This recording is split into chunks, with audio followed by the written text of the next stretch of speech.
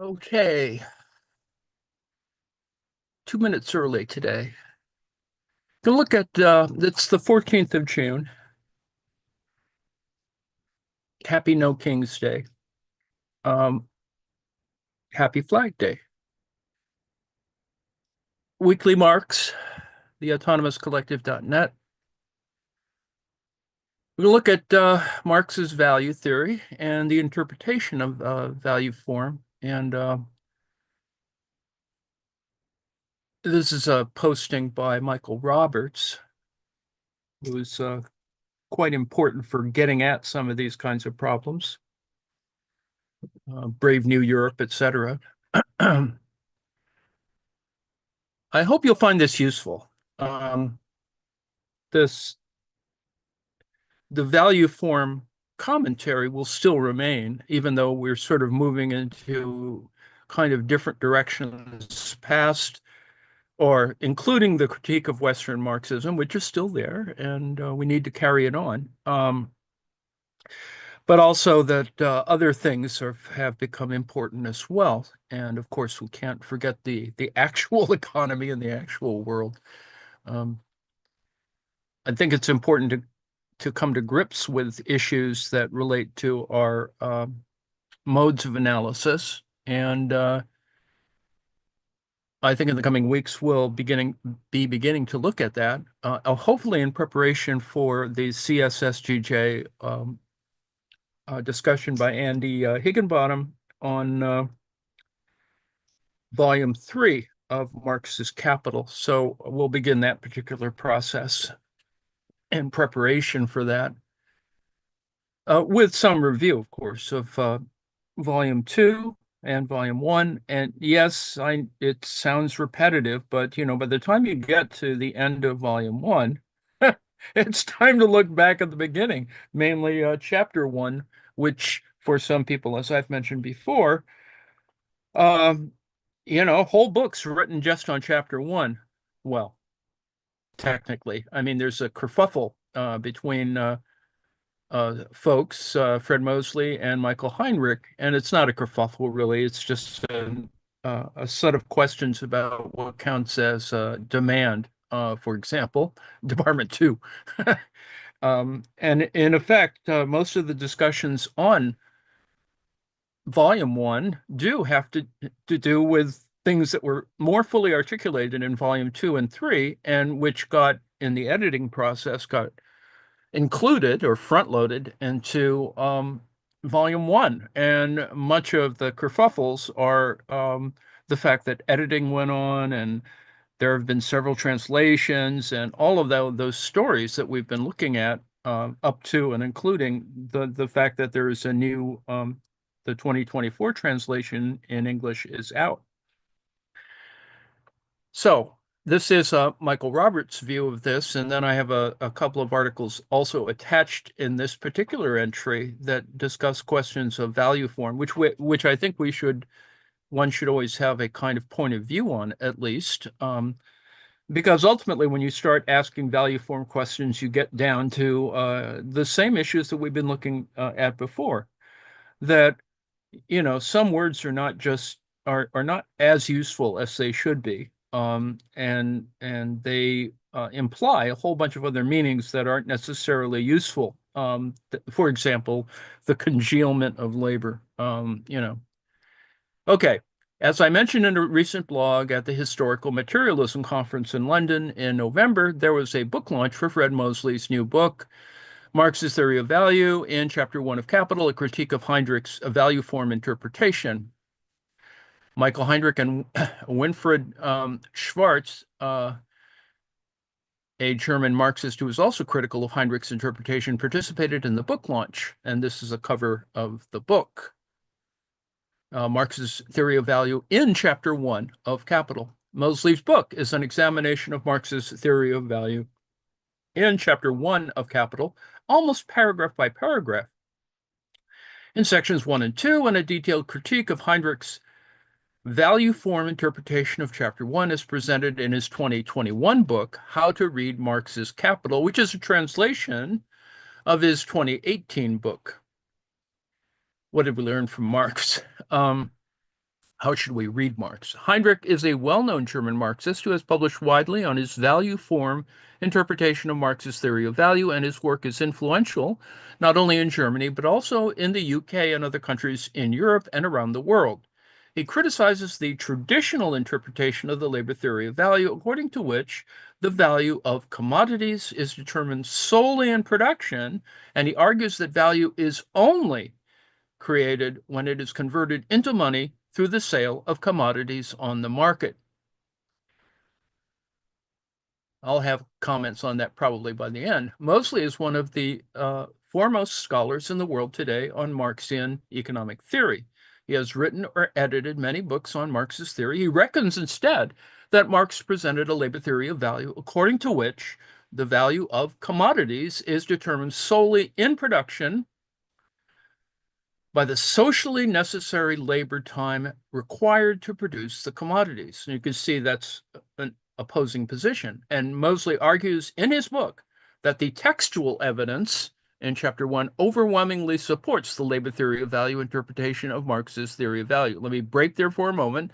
And yes, that is the, you know, one shouldn't have to, it's not a hill to die on. Let's put it that way. I think that both sides would agree that labor exists. The question is, how do we deal with it as it were in abstraction? And that is the fundamental problem of this. The relevance and importance of this debate may seem obscure to many readers of Marx. So Fred Mosley kindly agreed to be interviewed on his new book and the controversy with Heinrich. Michael Roberts, how did this book come about? Fred Mosley, first of all, I want to thank you for the opportunity to discuss my book with you and your many readers. Heinrich's book, cited above, is a detailed textual study of the first 7 chapters of Capital. Heinrich is not very well known in the US, but he is very influential in Germany and other European countries. He's something like a David Harvey of Europe. But I am convinced that Heinrich's book is a fundamental misinterpretation of Marxist theory, so I decided to engage critically with Heinrich's book. Those in our little group, you can, I think there's a copy of the Heinrich book available, and etc. And I think the Mosley book is available too. Mosley. I started by writing a paper on chapter 1, the foundation of Marx's theory and Heinrich's interpretation. I presented this paper in a Zoom conference in June 2021, sponsored by Gyeongsang National University in South Korea. An assistant editor of Palgrave's Marx, Engels, and Marxism series, Paula Rauhala, watched my presentation, and she contacted me and suggested that I write a longer version of my paper as a Palgrave pivot book. A pivot book is a new initiative by Palgrave of short books, and they're excellent, with a limit of 50,000 words, which I exceeded by 10,000 words. I'm grateful to Paula for that suggestion, and this little book is the result. Roberts, please give us an overview of your book. Mosley, my little book is a detailed textual study of Marx's chapter 1 and Heinrich's interpretation of chapter 1. The book consists of only 4 chapters. Chapter 1 of this book presents my interpretation of Marx's theory of value in chapter 1 of Capital, including a section on each of the 4 sections of Marx's chapter 1. Chapter 2 of the book presents Heinrich's interpretation of chapter 1 of Capital and my detailed critique of Heinrich's interpretation 1 with the same 4 sections. Chapter 3 of Mosley's book is about a 55-page manuscript that Marx wrote in 1872 in preparation for the second German edition of Volume 1, which is mainly about Section 3 of Chapter 1, now you're lost probably, entitled Additions and Changes to the First Volume of Capital, which Heinrich has emphasized in his book and in previous works to provide textual support for his value form interpretation of Chapter 1. This important manuscript has not yet been translated into English. A translation of a 4-page excerpt of this manuscript is included in Heinrich's book as an appendix. So, Chapter 3 of my book presents my interpretation of this manuscript and a critique of Heinrich's interpretation. Hang in there. A translation of this entire manuscript should be a high priority of Marxian scholarship. This is Mosley speaking still. My book is very abstract theory about the most abstract part of Marx's theory, the beginning of Marx's theory, in which he presents the foundation of his labor theory of value. Marx said in the preface to the first edition of Volume 1 of Capital that, quote, beginnings are always difficult in all sciences, unquote. And that is certainly true of Marx's theory. The best way to read my book, that is Mosley, is to have Heinrich's book and Volume 1 of Capital close at hand. Note, of course, that Volume 1 of Capital is now in a new English translation, so you have either additional or less problems with it. Roberts, how would you summarize the main conclusions of your book? Mosley, the main conclusions of my book are the following. Number one, the subject of analysis of Chapter 1 is the commodity, not a separate, isolated commodity, but a representative commodity, a commodity that represents all commodities, and the properties that all commodities have in common, that is, use value and exchange value. In the preface to the first edition, Marx described the commodity as the elementary form, or the cell form, of capitalist production. So Marx analyzes the properties of a representative commodity similar to the way cellular biology analyzes the properties of a representative cell. It's like putting a commodity under a microscope and analyzing its main properties. Marx's representative commodity in Chapter 1 is assumed to have been produced, but not yet exchanged. This is crucial for the critique of Heinrich's interpretation. According to Heinrich, the subject of analysis of Chapter 1 is not the properties of a representative commodity, but is instead what he calls an exchange relation between two commodities, which he argues is the end result of two actual exchanges between the two commodities and money on the market.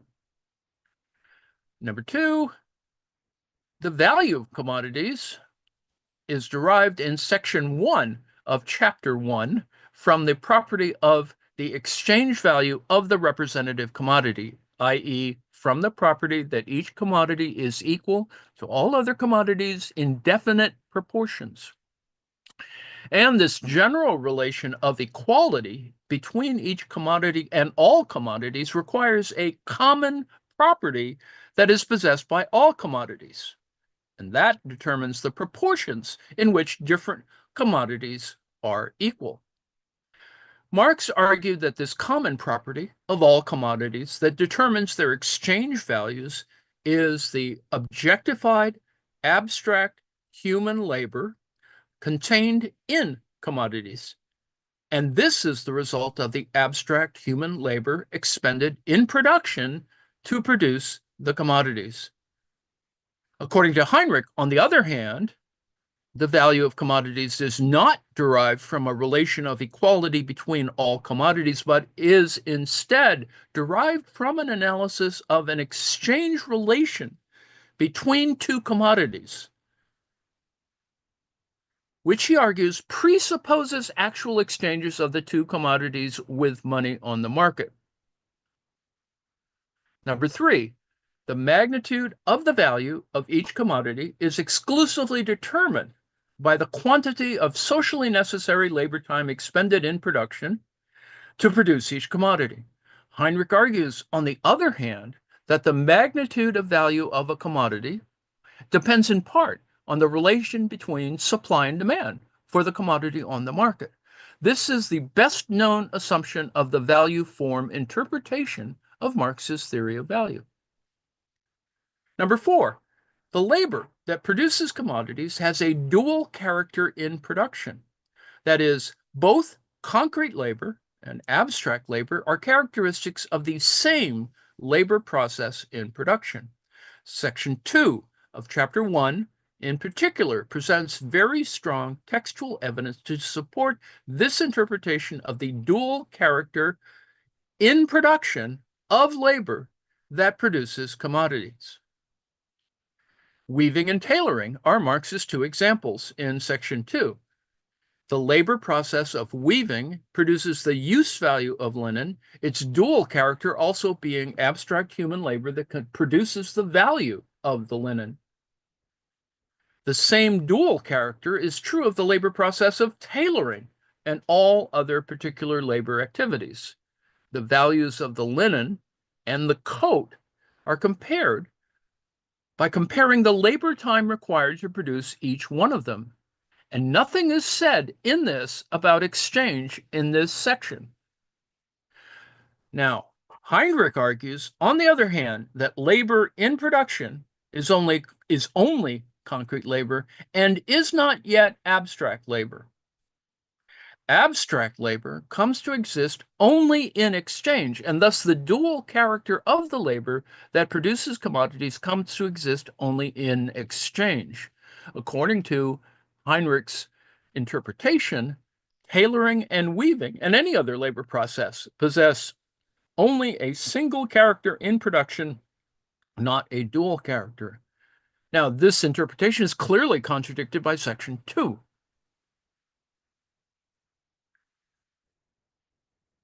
Roberts, please say more about Heinrich's interpretation of an exchange relation.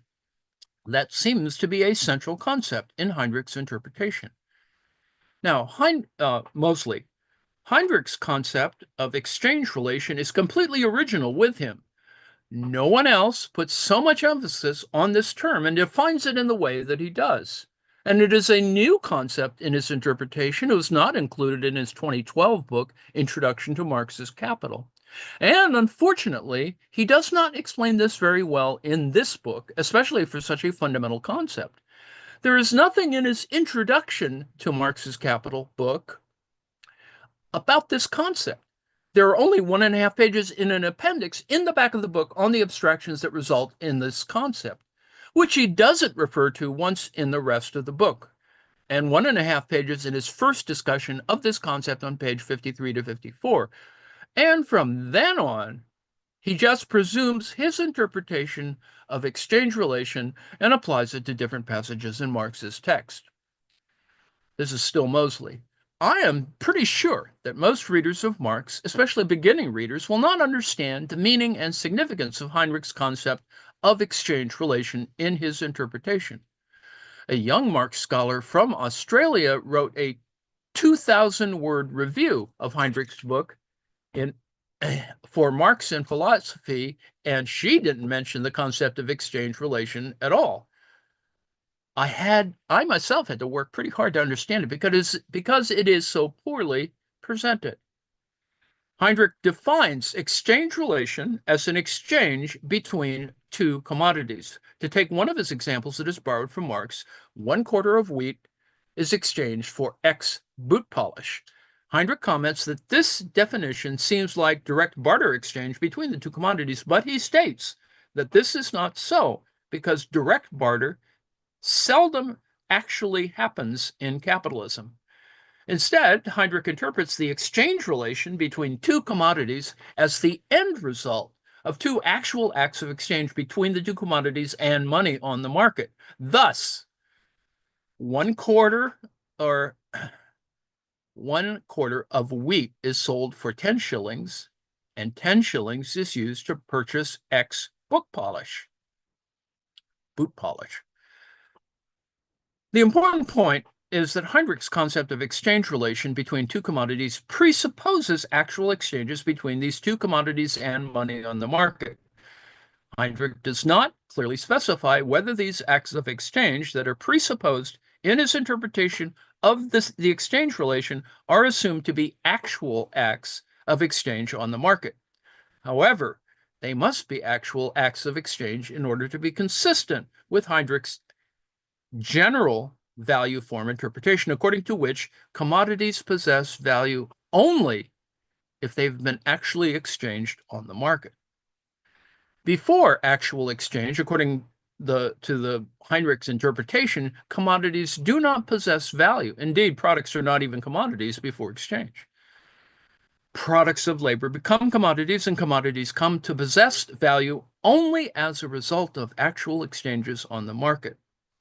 Therefore, Since the commodities that Marx analyzes in Section 1, for example, wheat and boot polish, are assumed to possess value in order to be consistent with Heinrich's general value form interpretation, he must also assume that these commodities have been actually sold and bought on the market.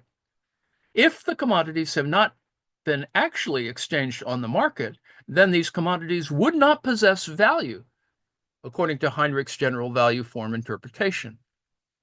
However, still mostly, there is absolutely no textual evidence in any of Marx's several drafts of Chapter 1 to support Heinrich's idiosyncratic interpretation of the exchange relation between two commodities, and that it presupposes actual acts of exchange between these two commodities and money on the market. This interpretation is Heinrich's invention. He does not cite any other authors with a similar interpretation of exchange relation because there are none. And the exchange relation is the most important concept in Heinrich's interpretation of Chapter 1. If his fundamental concept of exchange relation is a misinterpretation of Marx's theory, then the rest of Heinrich's interpretation of Chapter 1 is a misinterpretation and is unacceptable.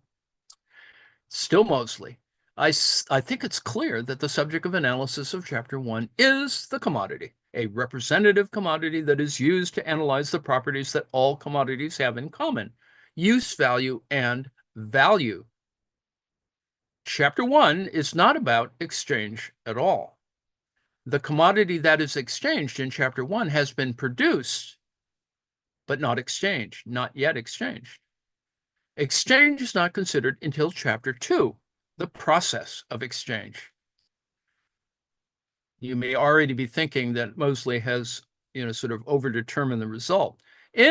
Still mostly, in recent weeks, while preparing for the Historical Materialism Conference and for this interview, I have come to realize more clearly that there is a fundamental contradiction in what Heinrich is trying to accomplish in his recent book.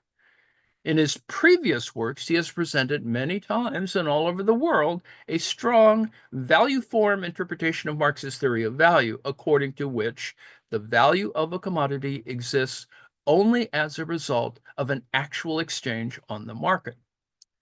Now, before exchange, a commodity does not possess value. It only possesses use value. Now, for the textual evidence to support this interpretation, he has used a handful of key passages that are taken from various texts in isolation and out of context. As we know, one can always find passages that seem to support almost any interpretation of Marxist theory, and Heinrich is very good at this quotation game. However, his most recent book is different. It is an attempt to interpret the first 7 chapters of Volume 1, especially Chapter 1, as a value form theory, and that Marx was the original value theorist. Heinrich goes from page to page in Chapter 1 and consistently tries to interpret key passages in a value form way. Now, this is a very difficult task because there are so many passages in these chapters, especially Chapter 1, that contradict a value form interpretation. Indeed, in my view, Heinrich's task is an impossible task. My book follows his detailed commentaries point by point and exposes the errors in his value form interpretation. Roberts, what was the main disagreement between you and Heinrich in your book launch at the recent Historical Materialism Conference? Mosley, not surprisingly, the main disagreement in the session was over the meaning of exchange relation in 2 paragraphs in Section 1. He argued that I, Mosley, misinterpreted Marx's concept of exchange relation not as an exchange between 2 commodities, but as a relation of equality between 2 commodities, and that I just substituted my meaning of exchange relation for Marx's meaning in the 2 passages. And he argued that these 2 passages are proof that Section 1 analyses individual commodities as part of an exchange relation. But that's not true. This is still Mosley. I did not substitute my meaning of exchange relation for Marx's meaning in these paragraphs. Rather, I argued that the exchange relation in these paragraphs is a synonym for exchange value. The exchange value of each commodity is defined in the preceding paragraphs in section 1 as the property of each commodity that is equal to all other commodities in definite proportions that are mutually consistent. That implies that all commodities possess a common property that determines the proportions in which different commodities are equal. Therefore, the exchange relation between two commodities in these paragraphs is also a relation of equality between two commodities, which implies the necessity of a common property possessed by each one of them. So I think you can see, hopefully you can see, this is like a set problem, right? I hope you can see that, right? Intersection or union of sets, etc. In the simple example. Instead, this is still Mosley. I argued that Heinrich is the one who misinterprets Marx's concept of exchange relation with his strange definition as the end result of actual exchanges between the two commodities and money on the market. There is absolutely no textual evidence to support this interpretation of actual market exchanges presupposed in Chapter 1. My interpretation of exchange relation as a relation of equality between commodities is much more reasonable and plausible than Heinrich's complicated and idiosyncratic interpretation of the end result of actual exchanges between commodities and money on the market. Roberts, are there other points that you would like to emphasize? This is Mosley. I would also like to mention Heinrich's unusual interpretation of the word common in Marx's derivation of value in section 1. That value is the common property of commodities that determines their exchange values, because it is an important point in his interpretation that he has emphasized in all his writings, including in the book I am criticizing. Still Mosley. Take the concluding paragraph of Marx's derivation of value on page 128. Quote, all these things now tell us that human labor power is expended to produce them. Human labor is accumulated in them as crystals of this social substance, which is common to them all, their values, commodity values. Now, this is still Mosley. Unquote. I argued that Marx's meaning of common to them all in this passage is the usual meaning of common, namely that the same property is possessed by each individual commodity by itself on its own. Heinrich argues, on the other hand, that the meaning of common in this passage and in other passages is ambiguous, i.e., it could also mean a property that each individual commodity possesses not by itself, but only together with another commodity in an exchange relation. This exchange relation again. And this is what Marx means here and elsewhere when he says that value is a common property of commodities. According to Heinrich, outside of an exchange relation, an individual commodity does not possess the common property of value. Still Mosley. However, I don't think Marx's meaning of common to them all is ambiguous at all. Marx states that the common property of commodities is the human labor accumulated in them as a result of the labor expended to produce them, each one of them, prior to and independent of its exchange with another commodity. Nothing is said about exchange and exchange relation in this key concluding passage. Still Mosley, 3 paragraphs before the passage just quoted, Marx presents a geometric example of area as a common property of different geometric figures. Area is a common property of each figure, independent of its comparison to the area of another figure. The similarity between the area of geometric figures and the value of commodities is that, in both cases, the objects possessed a common property independently of a quantitative comparison between them. Heinrich does not comment on this illuminating geometric example, which contradicts his interpretation that the common element of value is created in the exchange itself. Clearly, the area of geometric figures is not created by a comparison of their areas. Still Mosley. One other point I want to mention in working on this book, I noticed for the first time that Marx repeatedly uses the phrase, the, quote, own value, unquote, of an individual commodity in section 3 of chapter 1 7 times. For example, the own value of 10 yards of linen or the own value of a coat.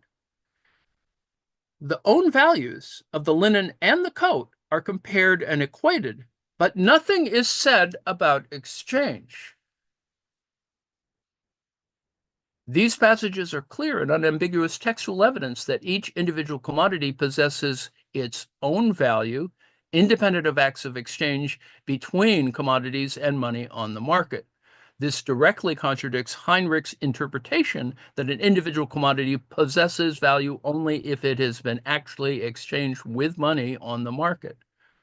Heinrich quotes only 3 of these 7 own value passages and presents little or no commentary on any of them. Twice he quotes the adjoining sentences, but not these revealing sentences. Roberts, what difference does this debate over the details of Marx's value theory make in the bigger picture? Mosley, I think it's important to get the details of Marx's theory of value straight because it is the foundation for Marx's theory of surplus value as a theory of exploitation in Volume 1. And the theory of value is also the foundation of his theory of the falling rate of profit and crises that you have presented so well in your own work.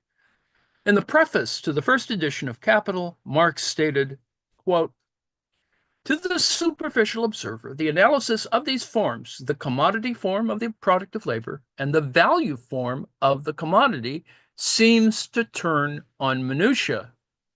It does, in fact, deal with minutiae, but so does microscopic anatomy. Microscopic anatomy is necessary for the understanding of organic bodies, and similarly, Marx's theory of value is necessary for an understanding of the capitalist economy. My book is specifically about Heinrich's book, but it applies to the value form interpretation of Marx's theory in general, and my conclusion is Marx's theory of value cannot be reasonably be interpreted as a value form theory. I think that's an important conclusion. We should move on from the value form interpretation of Marx's theory. Still Mosley. I worry about Heinrich's influence on the understanding of Marx's theory. His interpretation is very influential in Germany and elsewhere in the world, especially among young people. And I'm convinced that it is a fundamental misinterpretation of Marx's theory. So I think it's important to engage with his popular but mistaken interpretation. I hope that my book will be read, especially by young people, and that it will encourage them to make a deeper study of Marx's theory of value in Chapter 1 of Capital and beyond. Roberts, let me add my pennyworth to what I think is the wider issues arising from this debate between Heinrich and Mosley. This is Robert. Marx put it this way, quote, as the commodity is immediate unity of use value and exchange value, so the process of production, which is the process of the production of a commodity, is the immediate unity of process of labor and process of valorization. Close quote. So, for Marx, it's the process of production, the exertion of human labor that creates value, as Marx once put it, quote, every child knows that any nation that stopped working, not for a year, but let's just say for a few weeks, would perish. And every child knows, too, that the amounts of products corresponding to the differing amounts of needs demand differing and quantitatively determined amounts of society's aggregate labor, close quote. Still Roberts, the value form of Heinrich is implicitly a simultaneous approach. Its characteristic feature is the belief that value comes into existence only at the moment of realization on the market.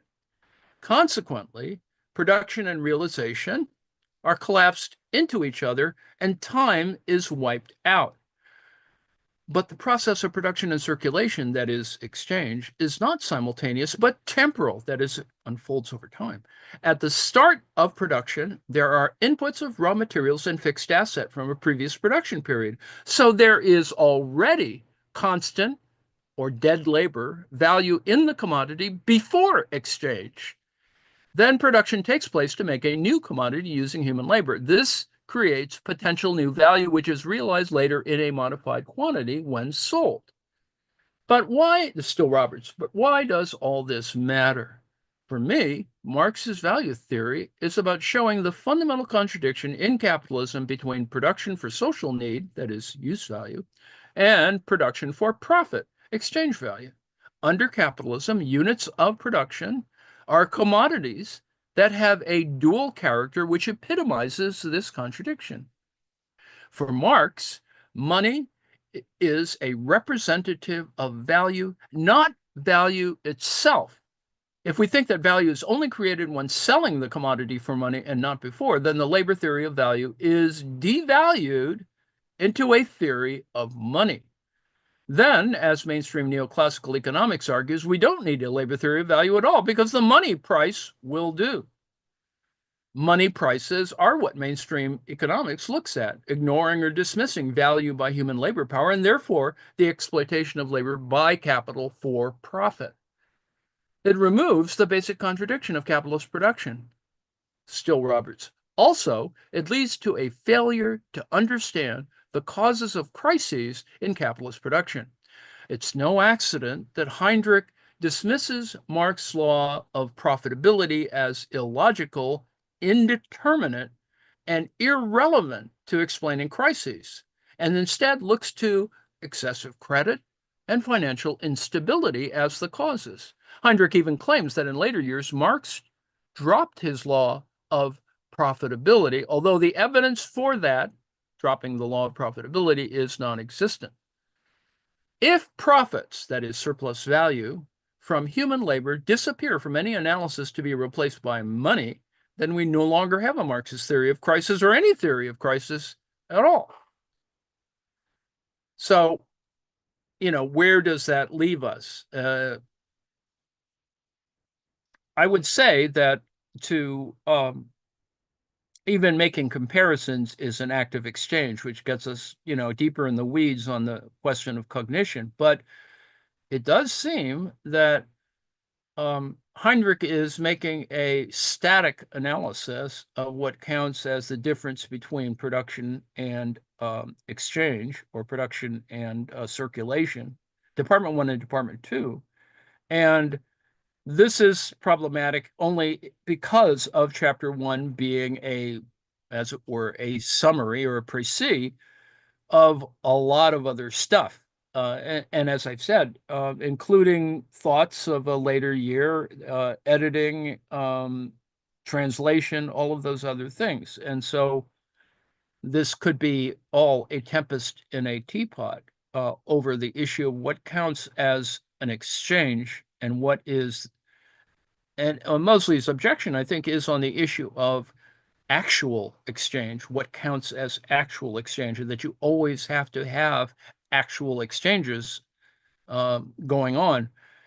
And that alone makes the issue problematic because, in fact, talking about exchange value is already talking about an abstraction. So it tends to be a little, how shall I say it, circular.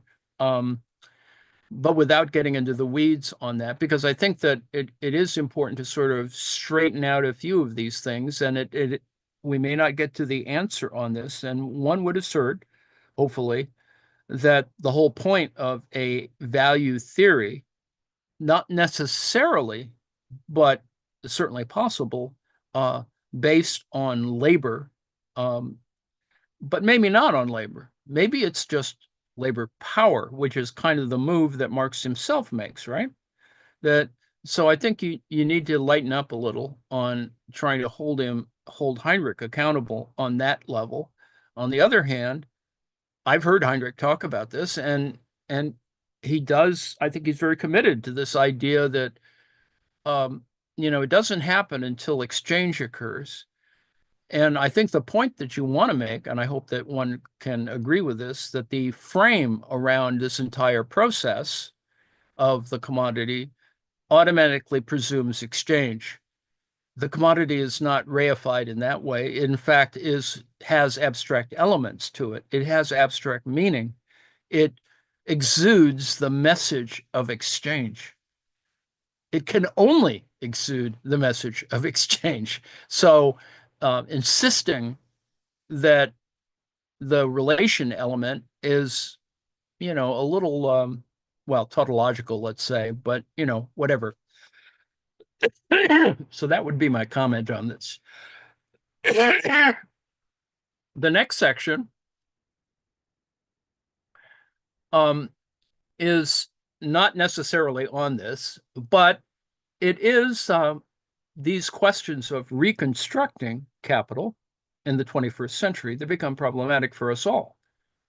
And they relate because this is perhaps old territory, with all due respect. In other words, the reliance or the reduction or the reifying, as it were, of labor theories of value, and how that at various moments in the history of Marxism and communism, that we have issues that relate to these interpretive areas. And on the one hand, it is the grist for academic mills to have these arguments, a kind of academic nitpicking, as it were. We still do have to reconcile, I think, a system of interpretation. And of course, we can't, totally negate all of these efforts, because I think that Heinrich, in talking about exchange relations or emphasizing exchange relations, merely is just talking about, although, as I said, his a kind of reduction down to actual exchanges puts him in the weeds. I think the front point is about relation and exchange relation, and I think we should focus on that, which is, I think, what Mosley is trying to emphasize. Is he's critiquing the insistence on actual. And having heard Heinrich talk about this, he kind of assumes something, something happens, and it's not magic. It's just that I think there are other things that Heinrich doesn't quite articulate, but I think he does ultimately. So anyway. So the next section is on the value form, but it is a slightly different way of looking at it. The recognition that what exists of Marx's project is only a fragment was of tremendous importance, as this implied seeing Marxian theory as a radically open project and developing areas of inquiry which were barely touched upon by Marx himself. The Anglophone few who followed the Germans in wishing to reconstruct capital, the Constance Sidney group, identified as a quote-unquote value form school, were seen by most other participants in the value form debate as overly extreme. It is a feature of systematic dialectic, as it has emerged recently, that such suggestions are in need for a more radical reconstruction are now at the core of the discussion. So this is a text called and released in 2010, actually prior to the release of the Heinrich's text. So you can go down that road if you want, but don't for the moment. Communization, communization, and value form theory. An article from the second issue of the Endnotes Journal elaborating on the background, emergence, and connection between communization and value form theory.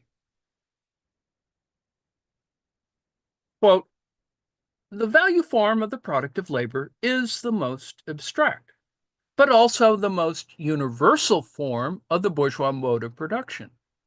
By that fact, it stamps the bourgeois mode of production as a particular kind of social production of a historical and transitory character. In Endnotes 1, we describe the emergence of the theory of communization in France in the years following May 1968.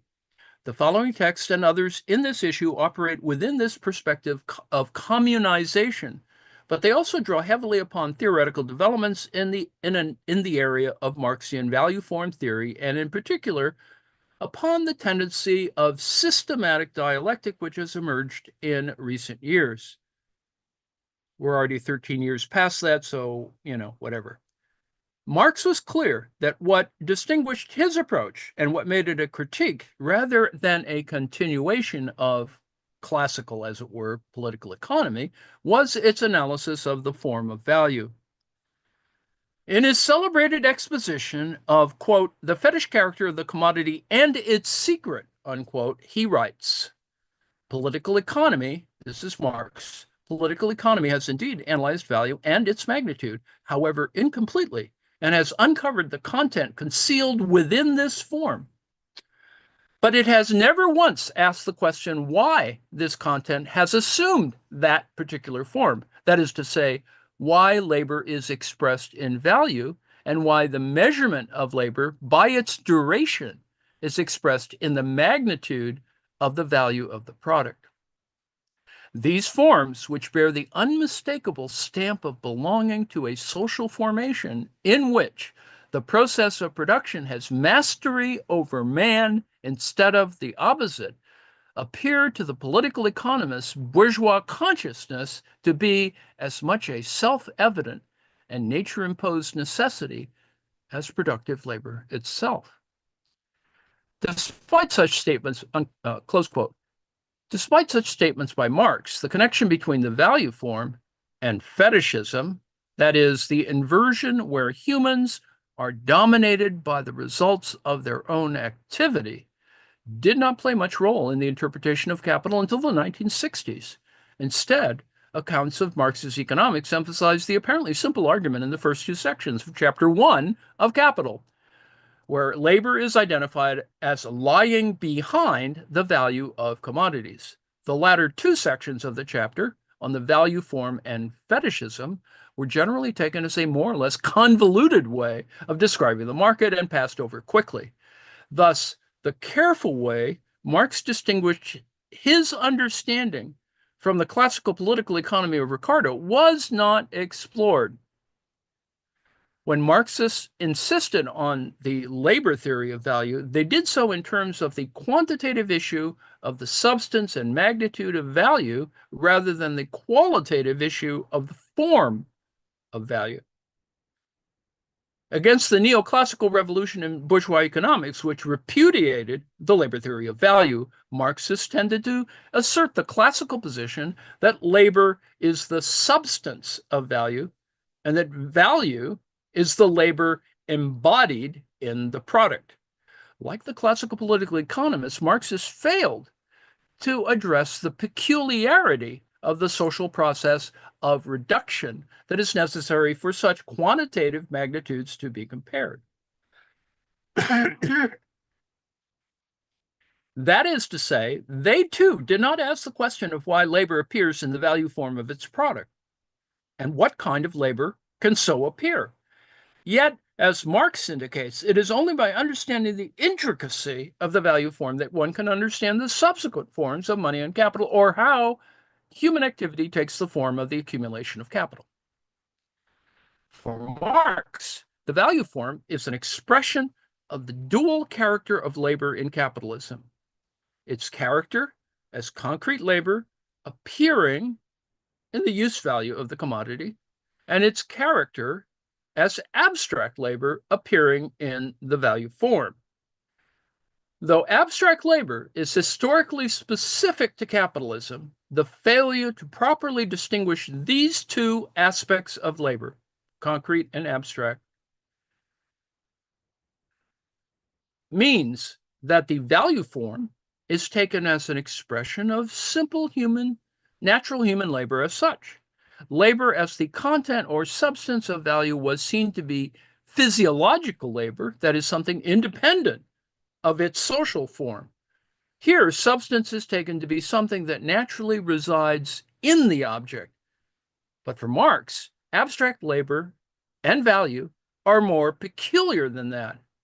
Value is a relation or process that unfolds itself and maintains itself through different forms, In one moment, money, the next, the commodities that compose the labor process, including the commodity labor power, the next, the commodity product, and then money again, whilst always maintaining a relation in its money form to its commodity form and vice versa. For Marx, then, value is not the embodiment of labor in the commodity, nor an unmoving substance.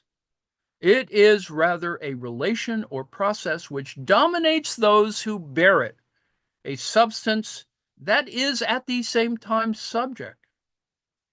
Yet in the orthodox Marxist tradition, there was no recognition that abstract labor was a socially and historically specific formatting of one part of human activity, implying the conversion of human beings into a resource for the boundless increase of this activity and its result as an end in itself. Understanding value as merely a form imposed, that is, by the private ownership of the means of production, on a basic, unproblematic content, went together with a vision of socialism as a state-directed version of essentially the same industrial division of labor that is organized by the market in capitalism. On this view, labor, which was restricted by market forms under capitalism, would become the conscious organizing principle of society and socialism. A major exception to the traditional Marxist neglect of the value form and fetishism was the Russian economist Isaac Rubin. In path-breaking work in the 1920s, he recognized that the theory of fetishism is per se the basis of Marx's entire economic system, and in particular of his theory of value, close quote, and that abstract labor as the content of value is, quote, not something to which form adheres from the outside. Rather, through its development, the content itself gives birth to the form which was already latent in the content, close quote. But Rubin's work, suppressed in Russia, remained more or less unknown. See Stalin. For the orthodoxy, Marxist political economy, the fact that bourgeois critics saw Marx as essentially a follower of Ricardo was not contested. Rather, he was defended on exactly this basis as having correctly tidied up Ricardo's recognition of labor as the content of value and of labor time as its magnitude, adding only a more or less left Ricardian theory of exploitation. On this view, labor is something that exists quasi-naturalistically in the product, and exploitation is seen as an issue of the distribution of that product. Thus, the solution to capitalism is seen as workers, via the state or other means, shifting that distribution in their favor. If exploitation is a matter of the deduction of a portion of the social product by a parasitic ruling class, then socialism does not have to substantially alter the form of commodity production, but may simply take it over, eliminate the parasitic class, eat the rich, and distribute the product equitably. Next section, a common background. The occlusion of form and fetishism within the reading of Capital only began to be seriously challenged from the mid-1960s, partly through a rediscovery of Rubin in a number of approaches that have at one time or another been labeled value form theory. The debates on the subtleties of the value form, on issues of method, on the question of Marx's relation to Hegel, and so on, emerged then at the same moment as the theory of communization. Both value form theory and communization express dissatisfaction with received interpretations of Marx, and thus a rejection of orthodox or traditional Marxism. Now, for us, there's an implicit commonality between value form theory and the theory of communization, such that each may productively inform the other. We will here examine the historical parallels and points of convergence between these two tendencies, value form theory and the theory of communization. From the middle of the 1960s to the late 1970s, capitalism at a world level was characterized by intense class struggles and radical social movements. From the urban uprisings in the USA to insurrectionary strikes in Poland, from student movements and youth revolt to the toppling of elected and unelected governments by workers' unrest. Accepted relations at work were questioned, as was the family, gender and sexuality, mental health, and humans' relationship to nature in a general contestation across society. Intertwined with these struggles, the post-war boom ended in a crisis of capitalist accumulation with high inflation and rising unemployment. The revolutionary overcoming of capitalism and its pseudo-alternative in the Eastern countries seemed to be, to many, on the agenda. The emergence of both the critical Marxism of value form theory and the theory of communization was premised on these struggles and the revolutionary hopes they engendered. Just as these two tendencies were produced in the same moment, they waned simultaneously with the wave of struggles that had produced them.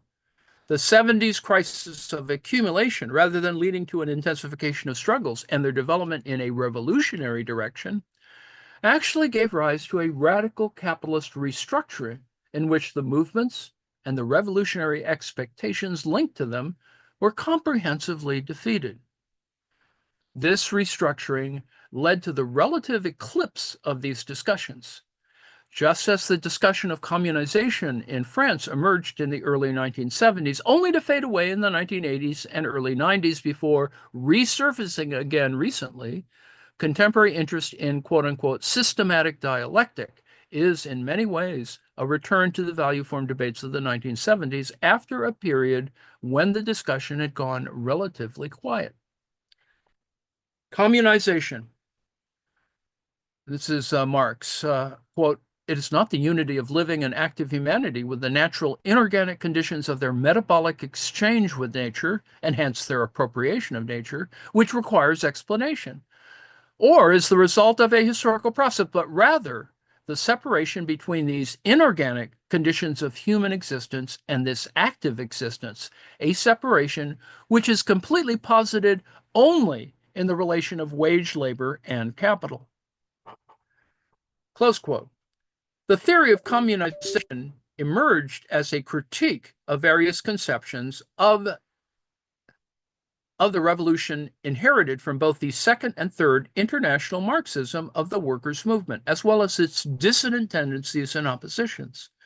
The experiences of revolutionary failure in the first half of the 20th century seem to present as the essential question whether workers can or should exercise their power through the party and state, that is, Leninism and the Italian communist left, or through organization at the point of production, anarcho-syndicalism, the Dutch-German communist left.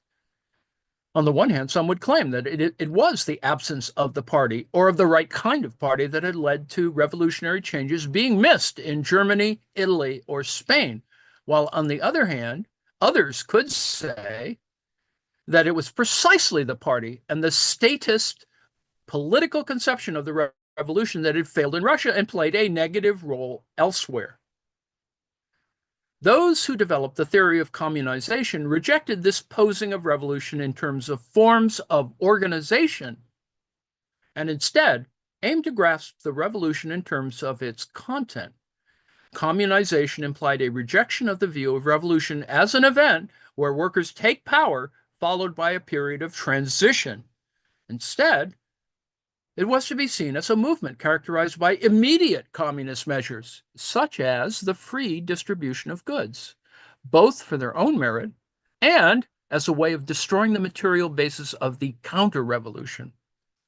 If, after a revolution, the bourgeoisie is expropriated, but workers remain workers, producing in separate enterprises, dependent on their relation to that workplace for their subsistence and exchanging with other enterprises, then whether that exchange is self-organized by the workers or given central direction by a quote-unquote workers' state means very little. The capitalist content remains, and sooner or later the distinct role or function of the capitalist will reassert itself. By contrast, the revolution as a communizing movement would destroy, by ceasing to constitute and reproduce them, all capitalist categories: exchange, money, commodities, the existence of separate enterprises of the state, and most fundamentally, wage labor and the working class itself. Thus, the theory of communization arose in part from the recognition that opposed the Leninist party state model with a different set of organizational forms: democratic, anti-authoritarian councils, had not got to the root of the matter. In fact, in part, this new kind of thinking about revolution arose from the characteristics and forms of the class struggle which came to the fore in this period, such as sabotage, absenteeism, and other forms of refusal of work, and from social movements outside the workplace, all of which could be seen to reject the affirmation of work and of workers' identity as the basis of revolution. A great spur to the development of the notion of communization was the work of the Situationist International, SI, who, with their perspective of a total revolution rooted in the transformation of everyday life, had felt and theorized the new needs being expressed in struggles, and thus were later recognized as best anticipating and expressing the spirit of the 1968 events in France. But if the concept of communization was, in a sense, a product of the struggles and developments of the time, the capacity of the French milieu to give expression to it was inseparable from a return to Marx, and in particular the discovery and diffusion of the quote-unquote unknown Marx of texts such as the Grundrisse and the results of the direct production process thereafter results. These two texts. Before these texts became available in the late 1960s, the SI, Situation International, the SI and other critics of orthodox Marxism had tended to draw on the early Marx, such as the economic and philosophical manuscripts of 1844. Even in the case of the Situationist International and the Frankfurt School, where there was also use of a theory of fetishism and reification drawn from capital, this was mediated through Lukács and not a product of a detailed appropriation of the 3 volumes of Capital. Thus, the mature critique of political economy as a whole tended to be left in the hands of traditional Marxism. As we've already indicated, the relevance of Marx's description of his work as a critique of political economy, the importance of the value form, and of fetishism were overwhelmingly missed within this positivistic interpretation. The newly available texts, such as the Grundrisse, undermined the traditional readings and allowed the radicality of the mature critique to be recognized. Through their marginal relation to orthodox Marxism, those who identified with left communist critiques of Bolshevism and of what had happened in Russia were all in a good position to read the newly available Marx texts. Very important in the French context was Jacques Camat and the journal Invariance, which first appeared in 1968. As well as expressing an opening up of the heritage of the Bordagist Italian left tradition, both to the experience of the German Dutch left and to the unfolding struggles of the time, Invariance, the journal, was a place for a fresh reading of Marx. Camat's one-time collaborator, Roger Dangeville, translated the Grundrisse and the results into French, putting a spanner in the works of the Althusserian anti-Hegelian interpretation of Marx dominant in France. In Invariance, Camat published an important commentary on these texts. Camat's text played a similar role for the French post-1968 discussions to that played at the same time by Rozdalsky's The Making of Marx's Capital for the discussions that were to follow in Germany. So you could compare Rozdalsky's text as discovered and Camat, even though there's not so much attention to Camat these days. Both rely heavily on quotations to introduce and explore the significance of texts by Marx that were largely unknown at the time. Rozdalsky provides a comprehensive study of the Grundrisse, while Camat's less systematic account draws on other of Marx's drafts, but in particular the results text. While Camat acknowledges the merits of Rozdalsky's book, a difference is that while Rozdalsky ultimately reduces the Grundrisse to a mere preparation a foundation, which is what it means, for Capital, the text, the 3 volumes of Capital, Kamat is more attuned to the way in which it and the other drafts of Capital, because there's a lot of other drafts, point beyond the understanding Marxists had derived from Capital. Kamat recognized that the different ways Marx introduced and developed the category of value in the various versions of the critique of political economy have a significance beyond a progressive improvement of the presentation. Some of the earlier treatments bring out aspects such as the historical autonomization of value, the definition of value of capital as value in process, and the importance of the category of subsumption in ways that are not as clear in the published versions. One finds in Kamat's reading of the newly available text a recognition that the implications of Marx's critique of political economy were far more radical than the positivistic Marxist interpretation of capital had taken them to be. There is a fascinating break from traditional Marxist assumptions in Kamat's work, one that is brought out sharply in the contrast between his original commentary from the mid-1960s and the notes he added in the early 1970s. Thus, while the earlier commentary grapples with the classical Marxist theory of the transition, in the later notes we see the assumptions of this theory overthrown. Thus, Kamat concludes his 1972 remarks with a call for communization. Quote, the near totality of men rising against the totality of capitalist society, the struggle simultaneously against capital and labor, 2 aspects of the same reality, i.e., the proletariat must struggle against its own domination so as to be able to destroy itself as class and to destroy capital and classes. Once victory is assured worldwide, the universal class, which is really constituted, that is the formation of the party according to Marx, during a huge process preceding the revolution in the struggle against capital, and which is psychologically transformed and has transformed society, will disappear. The universal class will disappear because it becomes humanity itself. There are no groups outside it. Communism then develops freely. Lower socialism no longer exists, and the phase of the dictatorship of the proletariat is reduced to the struggle to destroy capitalist society, the power of capital. Close quote. For most subsequent theorists of communization, the previously unavailable writings of Marx became basic texts. That is, the translation of the Grundrisse and its now famous Fragment on Machines directly informed Gilles Dauve's prototypical argument for communization. In this fragment, Marx describes how capital, in its drive to increase surplus labor time, reduces necessary labor time to a minimum through the massive application of science and knowledge to production. This creates the possibility of the appropriation by all of that alienated system of knowledge, allowing the reappropriation of this surplus labor time as disposable time. Yeah, luxury communism.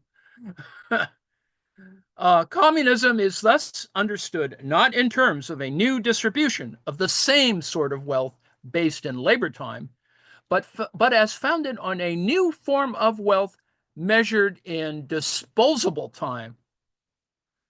Communism is nothing less than a new relation to time, or even a different kind of time. For Dove, by this focus on time, Marx implies a radical break between capitalism and communism, which excludes the hypothesis of any gradual way to socialism or to communism through the progressive destruction of the law of value, and thus proves the councilist and democratic alternative to Leninism as itself inadequate. The earlier drafts also pointed towards a more radical concept of revolution at a much more fundamental ontological level. The drafts reveal that for Marx, the critique of political economy calls into question the division of subjectivity and objectivity, the givenness of what it is to be an individual, and what is and is not our very being. For Marx, these ontological questions are essentially social.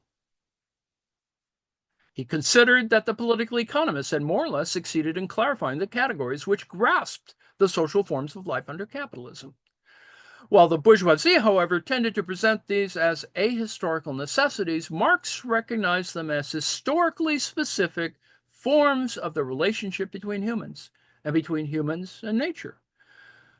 The fact that human activity is mediated by social relations between things generates a atomized, object-less character to human subjectivity. The individual experience in capitalism is one of pure subjectivity, with all objectivity existing against it in the form of capital. Quote, separation of property from labor appears as the necessary law of this exchange between capital and labor.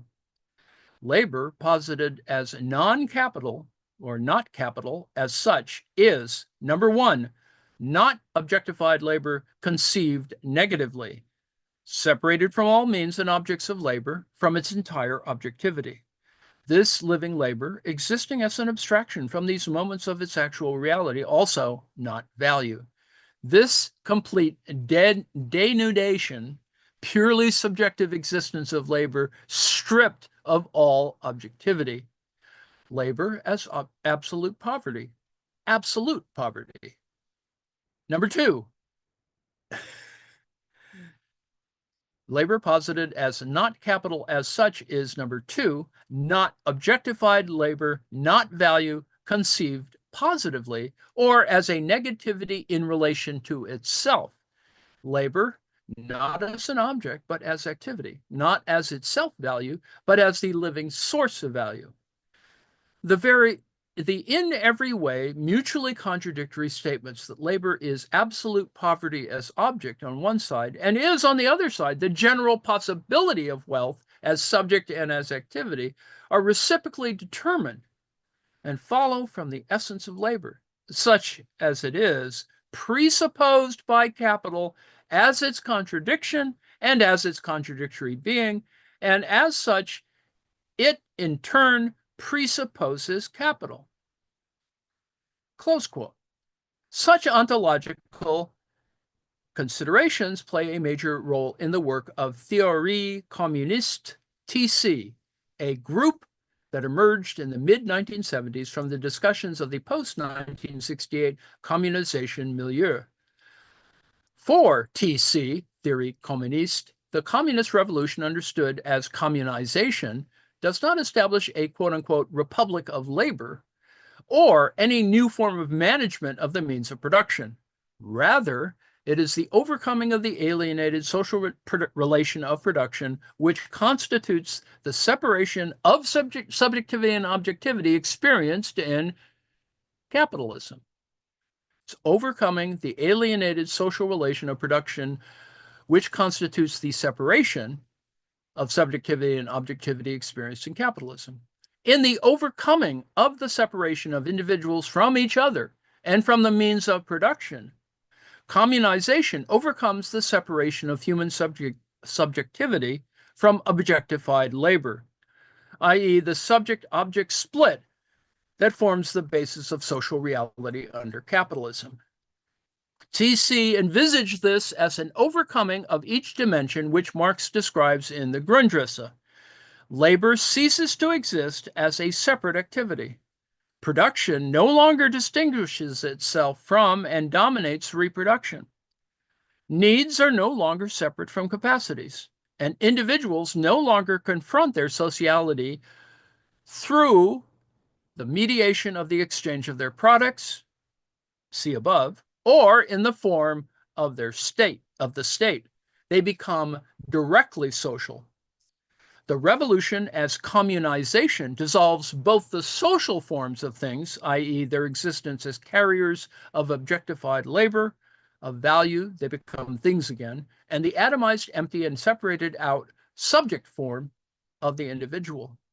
Thus, for TC, as for Marx in the Grundrisse, the formerly objective moment of production no longer dominates the subjective, but rather becomes the organic social body in which the individuals reproduce themselves as individuals, but as social individuals. The German debates.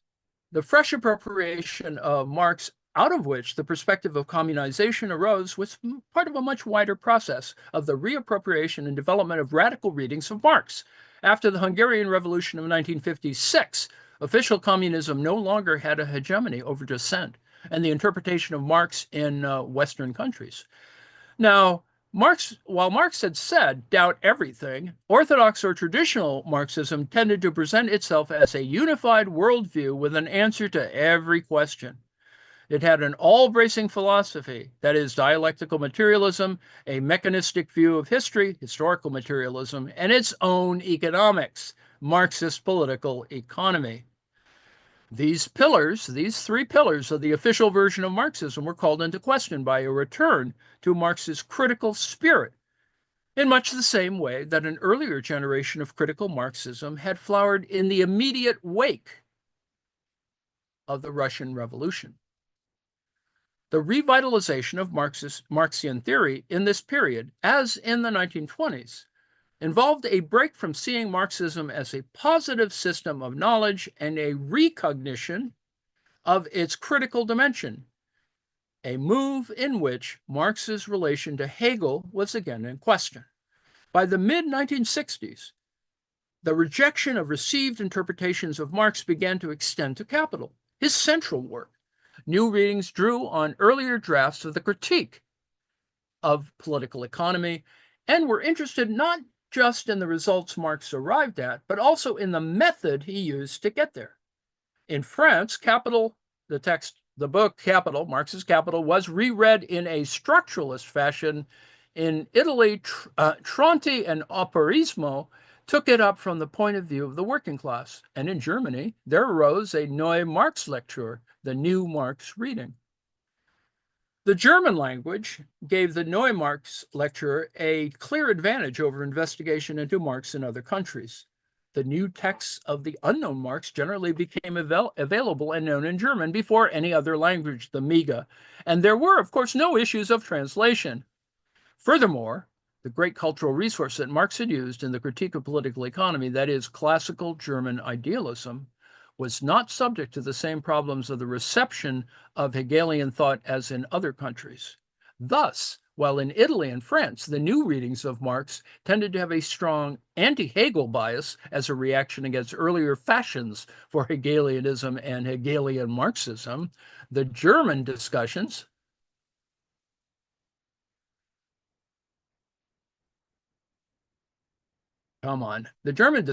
were able to develop a more nuanced and informed picture of the Hegel-Marx connection. Crucially, they saw that in describing the logical structure of the real totality of capitalist social relations, Marx in Capital was indebted not so much to Hegel's conception of a historical dialectic, but to the systematic dialectic of the text, the logic, as opposed to the phenomenology of spirit. This is the other text, right, and the encyclopedia. The new critical Marxism, sometimes disparagingly referred to as capital logic, thus had less in common with the earlier critical Marxism of Lukács and Korsch than with that of Rubin and Pashukanis.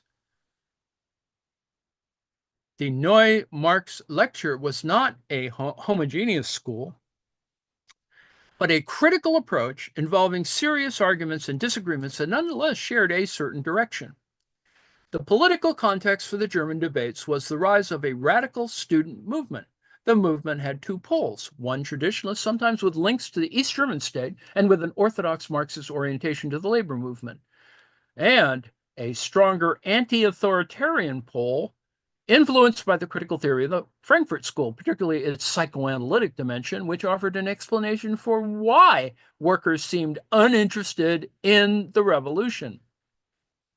Due in no small part to the influence of the Frankfurt School, the German student movement quickly gained a reputation for the theoretical sophistication of its debates. The insights, but also the instability and ambivalence of the anti-authoritarian pole were expressed in the trajectory of its charismatic leader, Rudi Dutschke. In 1966, influenced strongly by Korsch, he historicized Marx's two stages theory of the communist revolution as anachronistic and highly questionable for us since it postpones the real emancipation of the working class in the future and considers seizing the bourgeois state by the proletariat as being of the primary importance for social revolution. Close quote. Yet he also coined the slogan, Long March Through the Institutions, which became the raison d'etre of the German Green Party, which he, like that other charismatic anti-authoritarian Daniel Cohn-Bendit, went on to join. Today, it is the thoroughly statist and reformist Die Linke, the leftist party in Germany, which identifies most strongly with his legacy. A more important figure theoretically was Hans-Jürgen Krahl, who also played a leading role in the SDS, especially after Deutschke was shot. Krahl was a student of Adorno and brought many of the key concepts of critical theory into the movement. But he was also an activist. Adorno infamously had the cops called on him and his fellow students when they occupied one of the Institute's buildings and maintained an orientation to the proletariat and the class struggle. Although the Frankfurt School, in its turn to issues of psychoanalysis, culture, and philosophy, had largely abandoned study of Marx's critique of political economy to the orthodox Marxists, it was Krahl and other students of Adorno, Hans-Georg Backhaus, Helmut Reichelt, who initiated the Neue Marx Lektur. Thus, while for the communization milieu, it was a background in council communism and other left communist critiques of Bolshevism that made them open to the radicality of the new Marx texts. In Germany, where tendencies had been wiped out in the Nazi period, a somewhat equivalent role was played by Adorno and the Frankfurt School. Both council communism and the Frankfurt School had developed as a reflection on the failure of the German Revolution of 1918 to 1919. While council communism's relation to the German Revolution is the more direct, Sohn-Rethel, talking of the Frankfurt School and related thinkers Lukács and Bloch, captures their more complexly mediated relation to that period with a paradoxical formulation. Quote, the new development of thought which these people represent evolved as the theoretical and ideological superstructure of the revolution that never happened, close quote.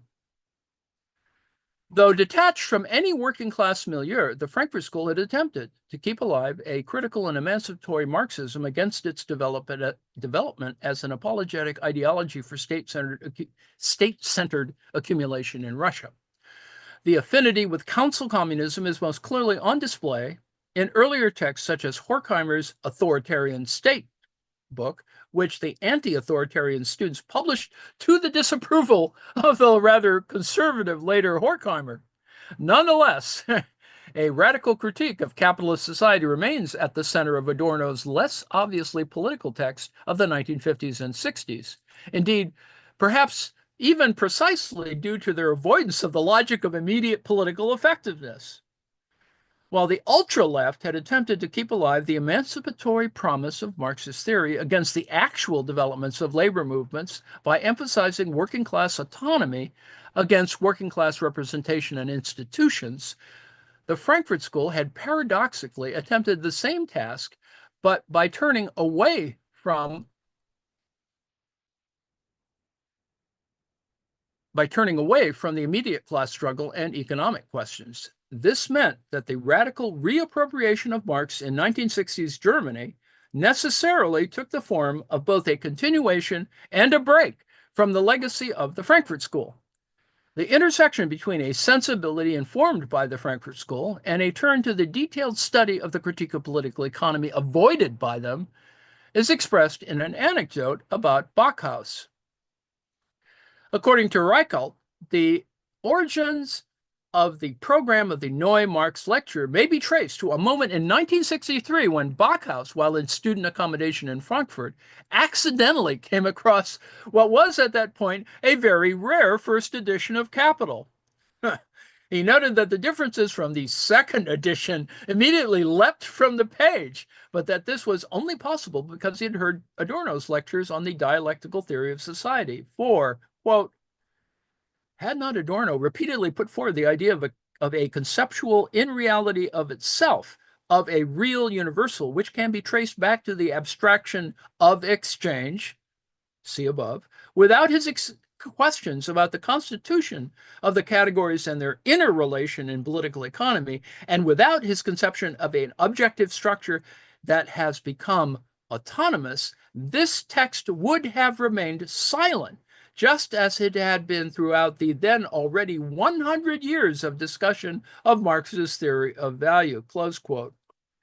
So, needless to say, we can see a fundamentalism at work. All right, back to the text. Debates around the new reading of Capital, the book Capital, really got going after 1968. The issues they brought to the fore, which were generally taken up only later and often less profoundly in discussions in other languages, concerned the character of Marx's method and the validity of Engels' understanding of it. The relation between the dialectical development of categories in Capital and Hegelian dialectics, the significance of the unfinished aspects of Marx's plans for his critique, the importance of the term critique and the difference between Marx's theory of value and that of classical political economy, and the nature of abstraction in Marx's concept of abstract labor and in the critique of political economy generally.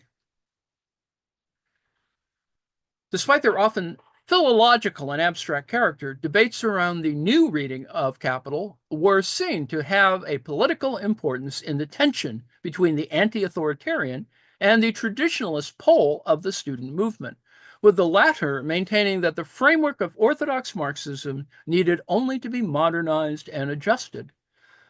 The new Marx lecture challenged this project of a renewed orthodoxy through arguing for nothing less than a fundamental reconstruction of the critique of political economy.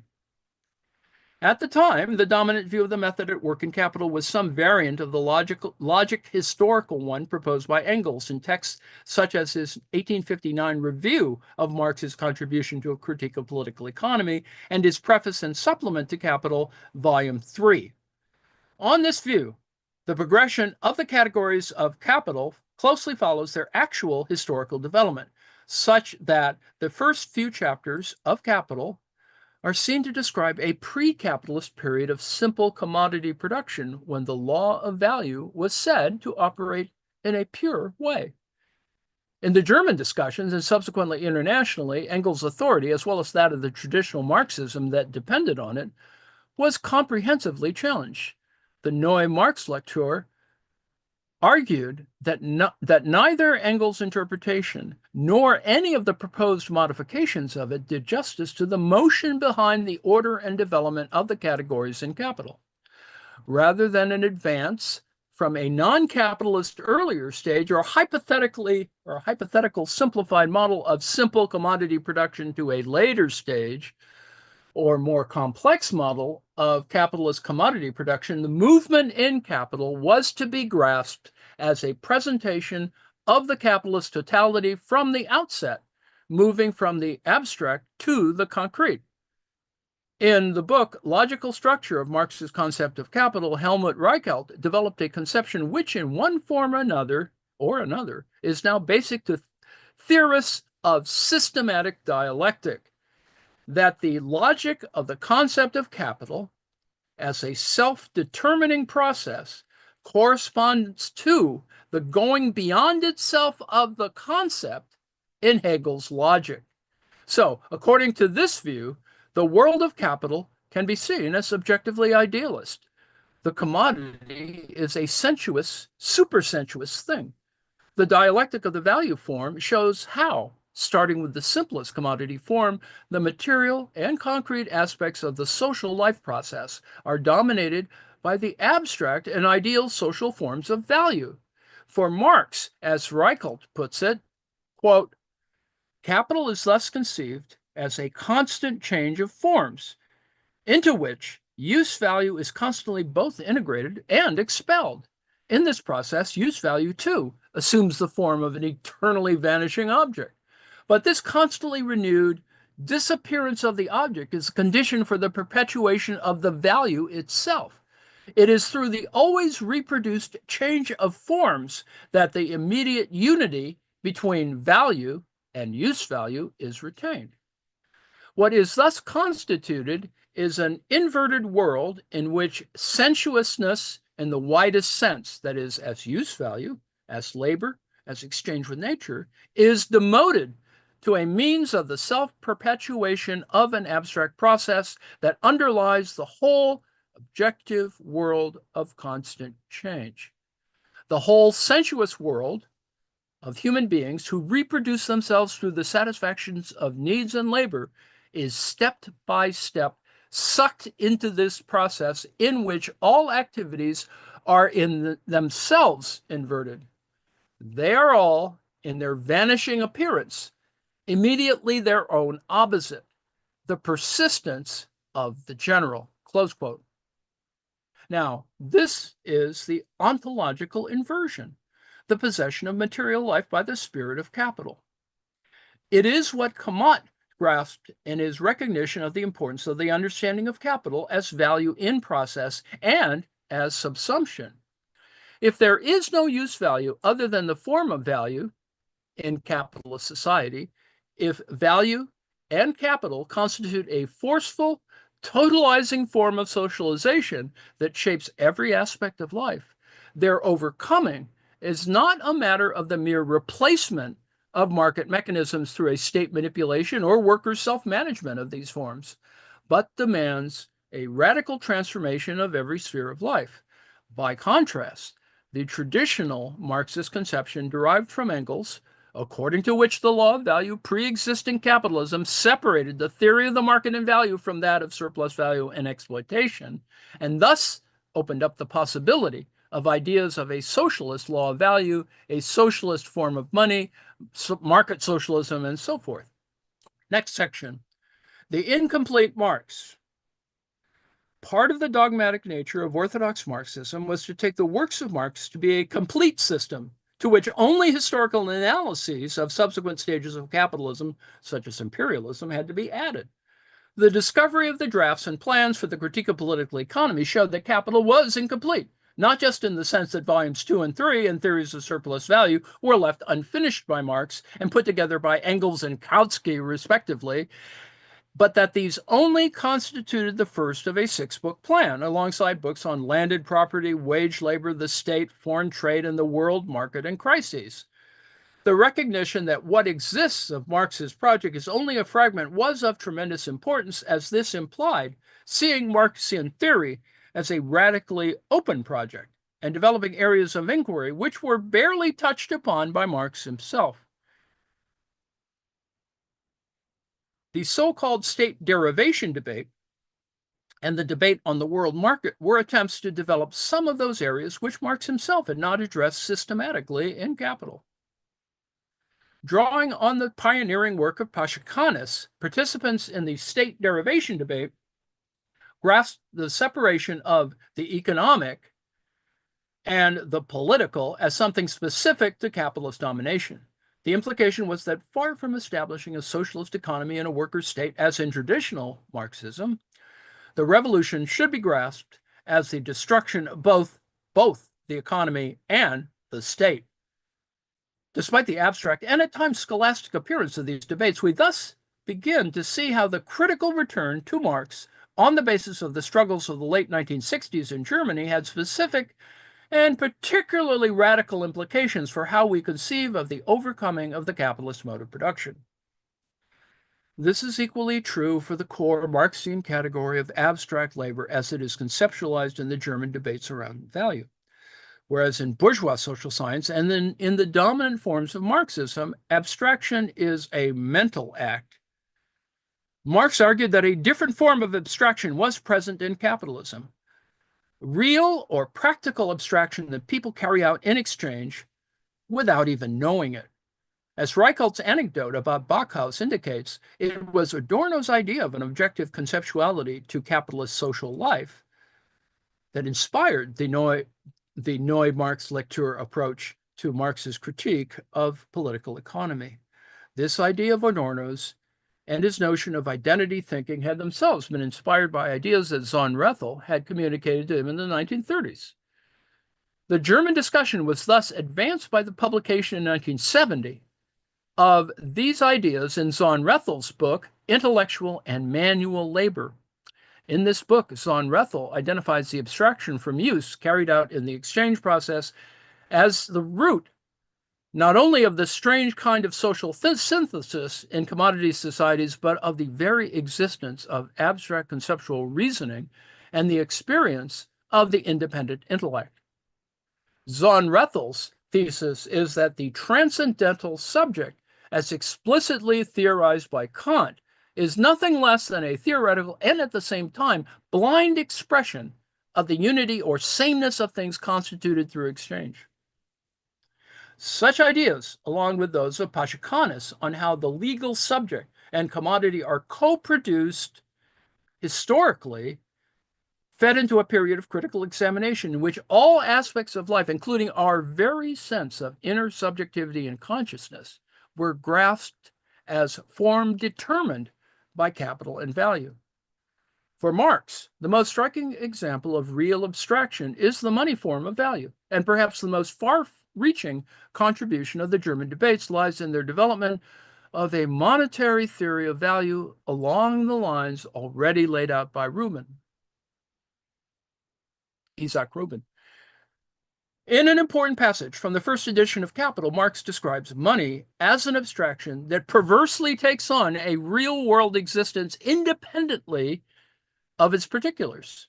It is as if, alongside an external to lions, tigers, rabbits, and all other actual animals, there existed also, in addition, the animal, the independent incarnation of the entire animal kingdom. The products of private labor must be exchanged with this concrete representation of abstract labor for their social validity to be realized in actuality. Thus, an abstraction, rather than a product of thought, exists in the world as an object with a social objectivity to which all must bow. Now, traditional Marxism overlooked this discussion and generally followed Ricardo and bourgeois economics in viewing money as simply a useful technical tool for facilitating the exchange of pre-existing commodity values. By contrast, the German debates picked up on this strange kind of objectivity of value that it does not inhere in any particular commodity, but only exists in the relation of equivalence between a commodity and the totality of other commodities, something that can be only brought about through money. This role of money in a generalized commodity society feeds back onto the experience of living labor itself. To the extent that labor is simply an activity carried out for money, the kind of labor performed is a matter of indifference and chance. The organic link that existed in previous societies between particular individuals and specific forms of labor is broken. A subject able to move indifferently between different forms of labor is developed. Quote, here then, for the first time, the point of departure of modern economics, namely the abstraction of the category labor, labor as such, labor pure and simple, becomes true in practice. The simplest abstraction, then, which modern economics places at the head of its discussions, and which expresses an immeasurably ancient relation valid in all forms of society, nevertheless achieves practical truth as an abstraction only as a category of the most modern society, close quote. Abstract labor, then, as a practical abstraction, is a fundamentally capitalist form of labor, a product of the reduction of all activities to abstract money-generating activity. In the traditional view, the overcoming of the capitalist mode of production need not involve the abolition of abstract labor. Abstract labor, according to this view, is a generic abstraction, a general transhistorical truth underlying the appearance of market forms within the capitalist mode of production. This truth would shine forth in socialism, with the parasitic role of the capitalist eliminated and the anarchic market organization of social labor replaced by, yes, state planning. From a critical perspective, traditional Marxism had turned capitalist forms and laws into general laws of history. In the relatively backward areas such as Russia, where Marxism became the ideology of state-led industrial development, the book Capital became a how-to manual. By contrast, for the value form theorists, theory of value as a monetary theory of value is not a theory about the distribution of social wealth, but rather a theory of the constitution of the social totality under the conditions of capitalist commodity production. The issue was thus shifted from one of distribution to an overcoming of the form of labor, of wealth, and the mode of production itself. It's that Hegel thing again. In different countries, sometimes in knowledge of the German discussions, but also independently, motivated by texts such as the Grundrisse and Rubin's essays, similar questions were asked and similar answers found. For example, the importance of the value form was picked up by Althusser's then follower Jacques Rancière. Althusser had correctly identified Marx as making a complete break with the theoretical field of Ricardo in classical political economy, but was unable to identify the analysis of the value form as key to this break because he rejected it for its Hegelianism. Rancière, however, noted that what radically distinguishes Marx from classical economic theory is the analysis of the value form of the commodity or of the commodity form of the product of labor. Now, this recognition was also taken up by another anti-Hegelian, that is Coletti, and fed into an Italian debate on value initiated by himself and Napoleoni, which came to conclusions close to those of the value form theorists. In the Anglophone discussions, where hardly anything from the German debates was translated until the late 1970s, Rubin took on primary importance. In the Conference of Socialist Economists, a central forum for these debates, a major argument was that between a Rubin-inspired abstract social labor theory of value and a more traditionalist embodied labor theory of value, those in the former camp moved in the direction of a monetary theory of value, as in the German debates, but there was far less discussions of and appreciation for the relevance of Hegel's logic for understanding the systematic relation of the categories in capital. In the absence of a translation of Reichelt and Backhaus, the Anglophone few who followed the Germans in wishing to reconstruct capital, the Constance Sidney school, identified as a value form school, were seen by most other participants as overly extreme. It is a feature of systematic dialectic, as it has emerged recently, that such suggestions of a need for a more radical reconstruction are now at the core of the discussion. Next section, the anti-politics of value theory.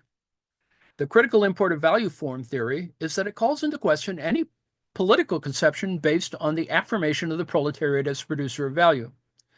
It recognizes Marx's work as an essentially negative critique of capitalist society. In reconstructing the Marxian dialectic of the value form, it demonstrates how the social life process is subsumed under or form determined by the value form. What characterizes such form determination is a perverse priority of the form over its content. Labor does not simply pre-exist its objectification in the capitalist economy as a positive ground to be liberated in socialism or communism through the alteration of its formal expression. Rather, in a fundamental sense value, as the primary social mediation pre-exists, that value pre-exists, and thus has a priority over labor. Rather, let me repeat that, rather, in a fundamental sense, value as the primary social mediation pre-exists and thus has a priority over labor. As Chris Arthur argues, quote,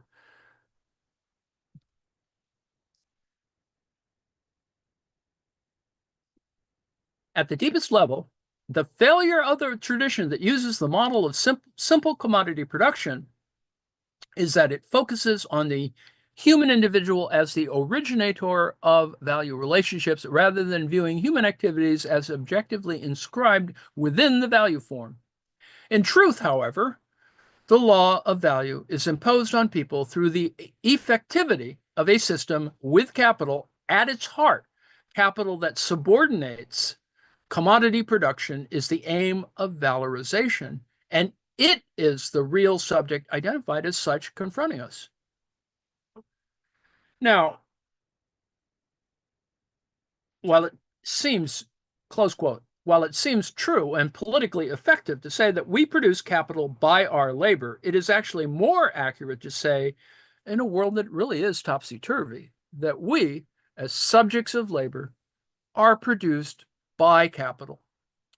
Socially necessary labor time is the measure of value only because the value form posits labor as its content. In a society no longer dominated by alienated social forms, no longer orientated around the self-expansion of abstract wealth, the compulsion to labor, which characterizes the capitalist mode of production, will disappear. With value, abstract labor disappears as a category. The reproduction of individuals and their needs becomes an end in itself. Without the categories of value, abstract labor, and the wage, labor would cease to have its systematic role as determined by the primary social mediation value. This is why value form theory points, in terms of the notion of revolution that follows from it, in the same direction as communization. The overcoming of capitalist social relations cannot involve a simple liberation of labor. Rather, the only way out is the suppression of value itself, of the value form which posits abstract labor as the measure of wealth. Communization is the destruction of the commodity form and the simultaneous establishment of immediate social relations between individuals. Value, understood as a total form of social mediation, cannot got rid of by halves. The fact that a few value form theorists have explicitly drawn such radical political conclusions from their work is neither here nor there. Such radical political or anti-political conclusions are for us the logical implications of the analysis. Next section, a return to Marx. Value form theory's recognition of the hidden kernel of Marx's critique of political economy would suggest that already in 1867, Marx had grasped value as a totalizing form of social mediation, which had to be overcome as a whole. Thus, Marxism, with its history of affirmation of labor and identification with state-led socialist accumulation, could be seen as a history of the misinterpretation of Marx. The correct reading, which points towards a radical negation of value, has on this view somehow been missed. However, if Marx's theory of the value form implied communization in the modern sense, then it was an implication that he clearly missed himself. Indeed, Marx's own attitude towards the importance of his value theory was ambivalent. On the one hand, Marx insisted on its scientific importance, but in response to the difficulties his readers had in grasping its subtleties, he seemed willing to compromise over it for the benefit of the reception of the rest of his work. As well as being willing to popularize his work and hide his method, he allowed Engels, who we have seen was one of the people who had difficulty with this aspect of his friend's work, to write various reviews which downplayed the treatment of value and money so it wouldn't detract from the main topic. It seems Marx had the position that, quote, Marx, the value theory is the logical prerequisite of his theory of capitalist production, but is not indispensable for understanding what this latter theory means, and especially what the critique is of capitalist production. The Marxist discussion in recent years has adopted this apparent Marxian attitude. See also Marx's advice to Mrs. Kugelmann in every way, by setting up the problem of whether the Marxian value theory is necessary for the Marxian theory of class exploitation. Marx seemed to accept that a more or less left Ricardian reading of his work would be adequate for the needs of the workers' movement. His political writings assumed that a powerful working class rallying around an increasingly homogeneous workers' identity would, through its unions and its parties, simply extend its day-to-day struggles into a revolutionary overthrow of capitalist society. Against the Lassallean social democratic Marxism of his day, Marx did write the scathing critique of the Gotha program, in which he strongly attacked its labor-affirming and incoherent political economic assumptions. However, he didn't feel it necessary to publish it. Moreover, the ideas he put forward, even in the critique, which was later published by Engels, are by no means unproblematic. They include a theory of transition in which bourgeois right in distribution would still prevail through the use of labor notes, and in which his description of the first stage of socialism is far closer to capitalism than it is to the more attractive second stage, with no mechanism given to explain how the one can change into the other. It would be wrong to suggest that the German discussion ignored the disjunction between the radical stance that many of them were deriving or developing from Marx's critique and Marx's own politics. In the late 1970s, an important way in which this issue began to be understood was in terms of a difference between an esoteric Marx with a radical critique of value as a form of totalizing social mediation and an exoteric Marx with an orientation to and support for the aims of the workers' movement of his time. The exoteric Marx was taken to be based on a misreading of the 19th century proletariat's radical potential. One strong tendency in the German context became to jettison the exoteric Marx in favor of the esoteric Marx. Marx's idea of capital as an unconscious automatic subject was seen to displace the idea, which he seems also to have had, of the proletariat as the subject of history. Class struggle is not denied on this view, but is seen as system immanent, moving within the categories, and the abolition of the categories looked for elsewhere. Marx on this view was simply wrong to identify with the workers' movement, which hindsight has shown us was a movement for emancipation within capitalist society, and not the movement to abolish that society. This tendency is exemplified by the value critique groups Crisis and Exit. Although he does not use the esoteric-exoteric distinction, Moishe Postone, who developed his ideas in Frankfurt in the early 1970s, essentially argues for the same kind of position. In Time, Labor, and Social Domination, he sees Marx as offering a critique of labor in capitalism, the esoteric Marx, rather than, as in traditional Marxism, a critique from the point of view of labor, the exoteric Marx. It is interesting that apart from this turn away from class, Postone is more explicit than most academic value form Marxists in drawing conclusions from his theory, which in political terms put him on the ultra-left or even resonate with the communization thesis.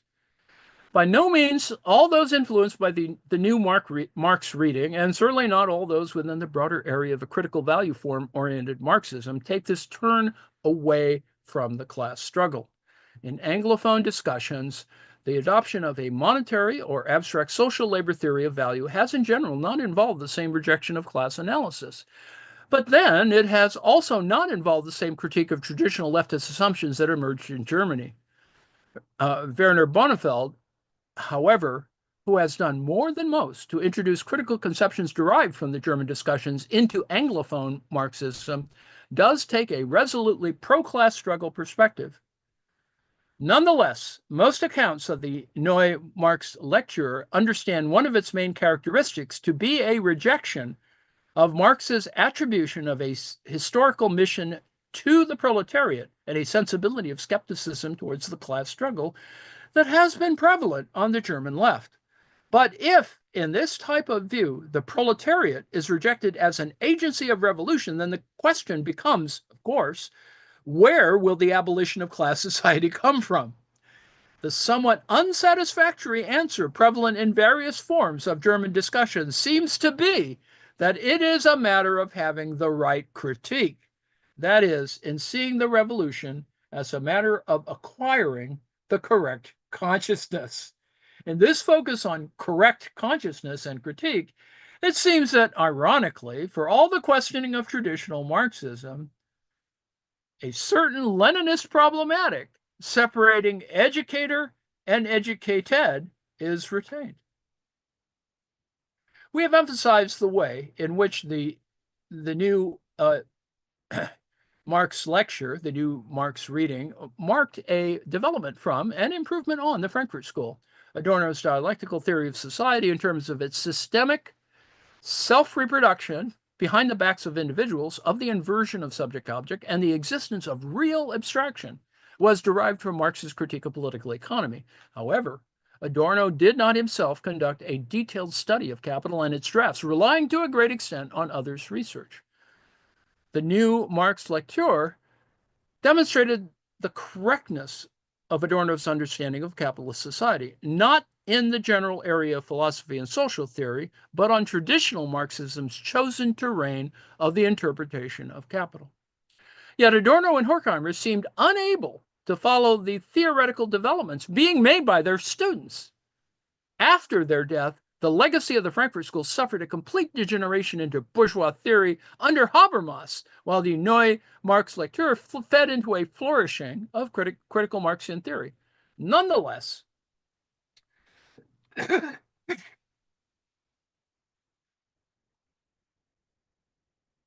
there's a way in which the achievements of the Neue Marx Lecture can be seen to fall beneath Adorno. The category of class plays little role in the writings of Backhaus and Reichelt, and they treat the question of revolution as outside their field of academic expertise, and thus it is ironically Adorno, even with his idea of the integration of the proletariat, who has more to say on these subjects. Antagonism as a concept features prominently in his writings and is meant as in a very orthodox sense of class antagonism. In essays such as Society of 1965, Remarks on Social Conflict Today of 1968, and Late Capitalism or Industrial Society of 1968, Adorno reveals an orthodox, in a good sense, concern for the reality of class antagonism and exploitation. In Remarks, written with Ursula Gerisch, he attacks the notion of social conflict as a positivistic flattening of Marx's concept of class struggle, though one objectively made possible by the development of class society, that is, through integration. Though not being fought out consciously, class antagonism is still at the very heart of contemporary society, according to Adorno. This is brought out in the notes to a lecture by Adorno that Backhaus acknowledges as inspiring the Neue Marx Lecture. Adorno repeatedly stresses here that the exchange relation is preformed by the class relation. The only reason why the worker accepts given relations is that he has nothing but his labor power to sell. Unlike Backhaus's own writings, Adorno's focus is very much on the fact that while exchange is no mere illusion, it is, in the concept of surplus value, that the semblance, the shine of the process of exchange is to be found. Thus, while Backhaus and Reichert delved much deeper into Marx's writings, in a certain sense Adorno was less academic, more political, and closer to Marx's concern with exploitation and class antagonism. In this respect, too, Kroll was totally different to his inheritors. As the full title of his posthumously published writings indicates, Kroll had the merit not only of being interested in the mediation of the value categories and class struggle, but also of taking an eminently historical perspective, one which is largely missing from the essentially philological works of Reichelt and Backhaus. After Kroll, a concern for systemic reconstruction displaces all concern for history in the Neue Marx Lecture. The move of Backhaus, Reichelt, and the next generation of value theorists like Heinrich has been to expel from Marx's work everything that smells of an unscientific philosophy of history or theory of revolution. The issue is not to seek out some kind of mechanical application of the theory, but to recognize that the problems that Adorno and Kroll gave different answers to have not gone away. System must be grasped historically and history systematically. As opposed to any simplistic return to the position of Adorno, or for that matter, the untranslated writings of Kroll, the point is to grasp Adorno's pessimistic attitude to the possibilities of class struggle of his day as an attempt at an honest facing up to the contradictions and impasses of his period, rather than a mere failing on his part. Similarly, The retreat from the questions of Kroll, the skepticism in German discussions about class struggle Marxism, and the attempt to ground a revolutionary theory in some other way are not mere ideological aberrations. If they have not seemed to arrive at a convincing alternative, they have at least identified a real problem. It is not obvious from the historical record that the workers' movement points in the direction of communism understood as the end of value, class, the state, etc. Indeed, quite the reverse. The argument that class struggle is system immanent captures the trapped character of struggles within capital. The idea of the esoteric and exoteric Marx, the wish to decouple Marxian critique from the class struggle, appears, no matter how heretical, to offer a plausible solution to the problem of the failure of the working class to perform its historic task, through the idea that the workers' movement was never really revolutionary in itself, and that the really revolutionary perspective lay simply in Marx's esoteric vision. Yet, of course, such a decoupling would leave us with no plausible alternative scenario for the realization of this vision. It's clear that the theory of value and class analysis cannot ultimately be separated. The categories of value and class are mutually implicated. By understanding capital as operating in terms of a systematic dialectic, and that value relations are a product of the separation of living labor from objectified labor, that is, of class. Although it must therefore be ultimately futile to look for the abolition of value anywhere else than in the class that is forced to produce it, and which is increasingly made redundant by it. The doubts about the revolutionary potential of the working class that are harbored by many of the value critics have to be confronted. It seems to us that Théorie communiste do this, TC. At the heart of TC's theory is the recognition of the reciprocal implication or mutual involvement of proletariat and capital. The fundamental question this poses is that of how the struggle of a class, that is, a class of capitalist society, can abolish that society. Part of the importance of the contribution of TC is to have resisted answering this by attributing a revolutionary human essence to the proletariat beneath its merely class and capitalist nature, while at the same time not losing the centrality of the class contradiction.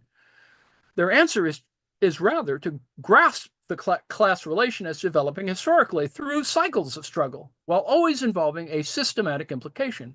Crucially for TC, communization is not what communism and the revolution always really was, or as it always should have been. Rather, the concept of communization emerges historically with the end of a cycle of struggle in which communism and revolution appeared as something else. For TC, the classical workers' movement from Marx through the Second and Third Internationals was part of a cycle of struggle, which they term programmatism. In this period, worker struggles and the vision of the overcoming of capitalism that emerged from them was based on an autonomy and positivity that workers were able to maintain within the capital-labor relation. The revolution of this period could be described as the impossible attempt to abolish a relation by affirming one of its poles. The tragedies of social democracy and Stalinism and anarchism's experience in Spain were the product of the contradictions of the goal and method set by the movement in its high period, which in turn were a product of the configuration of the class relation at the time, i.e., of the way that capital and class confronted each other. Francois Danel sums up the situation in the following passage, quote, "Since the development of the capitalist relation, that is to say, of the struggle of its classes, did not immediately bring the abolition, but the generalization of wage labor, the proletariat abstracted the final goal from the movement and made the revolution, its seizure of power, depend on the maturation of conditions both objective, that is, the development of the productive forces, and subjective, its will and its class consciousness. It thus posed communism as a program and its full achievement as the ultimate term of an impossible transition. The proletarian repossession and mastery of the movement of value, wage labor, supposedly withering away from the movement, that one replaced money with the labor note. An impossible transition. What the workers' movement thus called into question was not capital as mode of production, but only the management of production by the bourgeoisie. It was either a question of workers seizing the productive apparatus from this parasitic class and of destroying its state in order to rebuild another led by the party as the bearer of consciousness, or else of undermining the power of the bourgeois state by organizing production themselves from the bottom up through the organ of the trade unions or councils. But it but there was never a question or an attempt of abolishing the law of value. Law of value is still there. The compulsion towards accumulation and thus towards a reproduction of exploitation, which materializes itself at the same time in machinery, in fixed capital, as capital in itself, and in the necessary existence facing the working class of an exploiting class, that is bourgeois or bureaucratic, as the collective agent of that reproduction, close quote. The determinate failure of this programmatic revolution bequeathed a post-World War II capitalism where the workers' movement had a certain power within capitalist society, but no longer carried its earlier aspect of autonomous revolutionary affirmation. It was this situation that the development of a revolutionary theory had to confront. The struggles which then gave rise to new theoretical production in the 1960s and 70s were, whatever the hopes of the groups like the Situation International, not beyond programmatism. Rather, they took on a contradictory character: countercultural utopianism and resistance to work, issues of everyday life, coinciding with and in many ways depending upon the strength of a more programmatic movement. It was in this contradiction and these struggles that the theory of communization and the new critical Marxism could arise. The resolution of these struggles in capital's favor marked the end of that cycle in a restructuring in which the classes' possibilities of a positive autonomy and affirmation within capitalism would be suppressed. It is for TC exactly this defeat that creates a new configuration of the class relation in which the existence of the class is no longer experienced as a positivity to affirm, but as an external constraint in the form of capital. And it is this configuration which necessitates both a new understanding of communism and a new reading of Marx. It is possible to interpret this return to Marx in terms of an ebb and flow of communist theory to parallel that of revolutionary waves, 1917, 1968, etc. But just as the perspective of communization did not emerge even in the marginal heretical tendencies of the earlier revolutionary period, neither did earlier critical Marxisms go as far as those that emerged from the 60s. Lukács, Rubin, and Pashukanis developed their conceptualizations in relation to an ascendant workers' movement expressing a certain configuration of the capital-labor relation.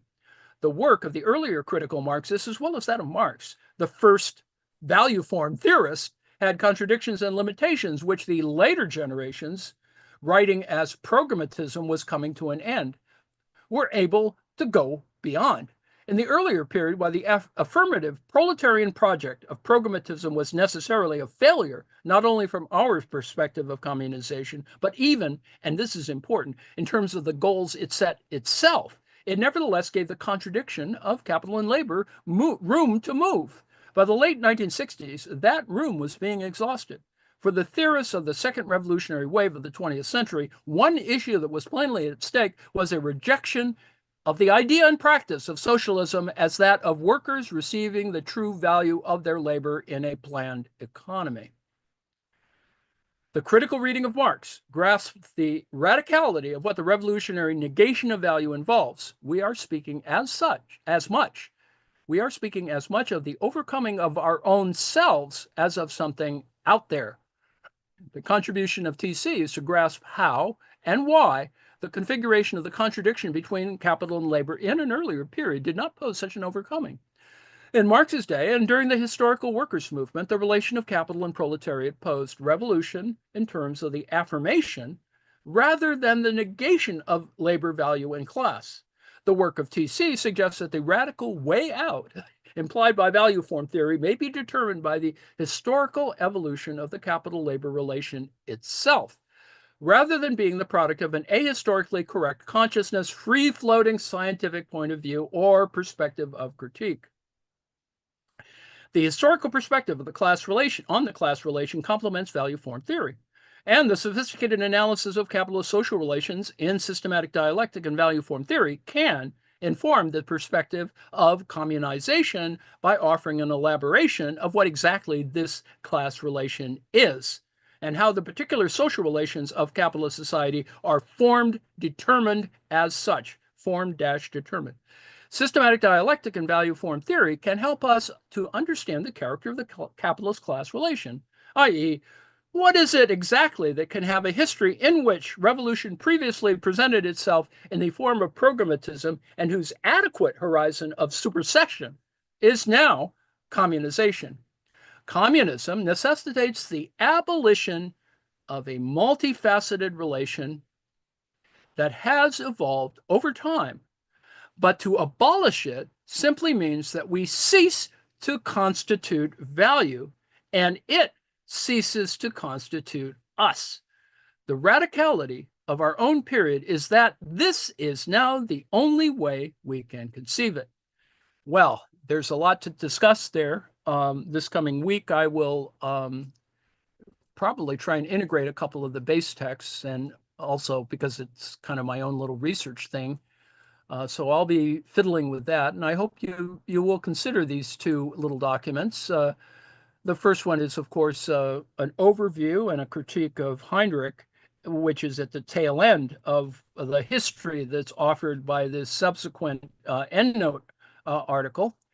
And I hope you get some sense of what this is going on, because I like that this is this describes the historiography and quite clearly of the different poles of various elements of both Orthodox or traditional Marxism and of other elements of Western Marxism. And I think the history of that, with all due respect to certain other authors, still is yet to be written, because there are other elements that have flown off into other interesting directions that are not yet accounted for.